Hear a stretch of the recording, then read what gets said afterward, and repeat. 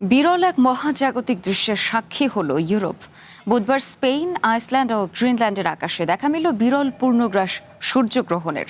চাঁদ, সূর্য আর পৃথিবীর মাঝে চলে আসায় কিছুক্ষণের জন্য দিনের বেলাতেই ঘোর আঁধারে তলিয়ে যায় বিশাল এলাকা।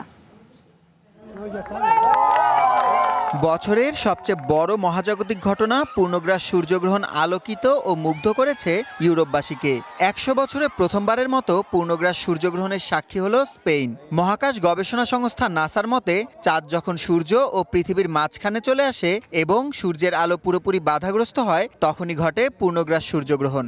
বুধবার স্থানীয় সময় সন্ধ্যায় মাত্র ২ মিনিটের জন্য আধারে তলিয়ে যায় বিস্তীর্ণ এলাকা। ১৯১২ সালের পর বিরল এই দৃশ্য সরাসরি দেখতে স্পেনের বিভিন্ন প্রান্তে ভিড় জমান প্রায় ৬০ লাখ মানুষ।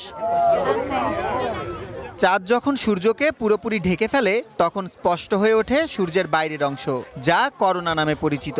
বিরল এই দৃশ্য দেখা মাত্রই উল্লাসে ফেটে পড়েন সমবেত দর্শনার্থীরা।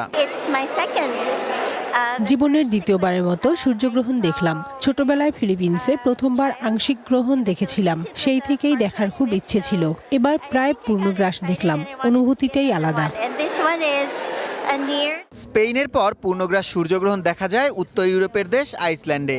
চাঁদ অপেক্ষা সূর্য ৪০০ গুণ বড় হলেও পৃথিবী থেকে সূর্য চাঁদের চেয়ে ৪০০ গুণ দূরে অবস্থিত। আর এ কারণেই পৃথিবী থেকে দুটিকে দেখতে সমান আকারের মনে হয়। বিজ্ঞানের এই অপূর্ব কাকতালীয় দৃশ্য দেখতে AKS অর্জন করলো গিনেস ওয়ার্ল্ড রেকর্ডস।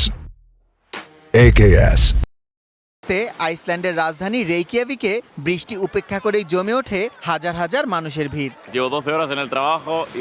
সত্যি অসাধারণ এক অনুভূতি।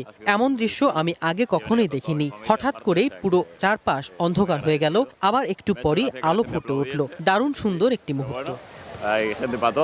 একই সময়ে গ্রিনল্যান্ডেও নেমে আসে অন্ধকার। অন্যদিকে ব্রিটেন, ফ্রান্স, ইতালি ও জার্মানি থেকে দেখা গেছে আংশিক সূর্যগ্রহণ। সূর্য পুরোপুরি না ঢাকলেও প্রায় ৯০% আলো আটকে যাওয়ায় লন্ডনের বিগ বেন টাওয়ার ব্রিজের চারপাশে তৈরি হয় এক ভিন্ন রকম আলো ছায়ার দৃশ্য। সূর্যগ্রহণের পরপরই রাতের আকাশে শুরু হয় পারসিডস উল্কাবৃষ্টি, যা এই মহাজাগতিক ঘটনাকে নতুন মাত্রা দেয়। জ্যোতির্বিজ্ঞানীদের মতে ২০২৬ থেকে ২০২৮ সাল পর্যন্ত সময়টি সূর্যগ্রহণের এক স্বর্ণযুগ, যেখানে পরপর কয়েকটি গ্রহণ দেখার সুযোগ মিলবে। তবে ১০০ বছর পর দেখা মেলা এই পূর্ণগ্রাস সূর্যগ্রহণ আরও একবার মনে করিয়ে দিল মহাবিশ্বের এই বিশালতার সামনে আমরা কতটা ছোট। সুলাইমান সবুজ, ওয়ান ইন্টারন্যাশনাল ডেস্ক।